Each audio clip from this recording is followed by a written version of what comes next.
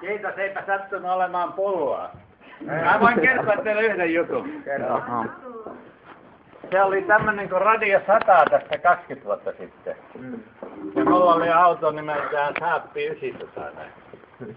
Ja minä ajoin kouluun tyytyväisenä ja mä säikähdin yhtäkkiä, että oli jo lunta maassa, että kuka mun nimen pahus tuolta radiosta sanoo. Ja mä katsoin sivuille, niin että se oli vähän sellainen radiokanava, jossa puhuttiin rumia ja kirjoittiin.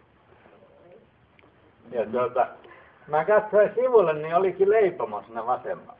Niin mä käänsin sinne ja mä katsoin, kun tuli munkkeja liukuhinnasta. Niin mä sanoin, että pistäkääpä laatikkoon 100 kappaletta, noita kuumia munkkeja. Ajoin kouluun, oli 15 minuuttia aikaa. Mä pakkasta kannoin niin sitä laatikkoa, mä lupasin illalla palata.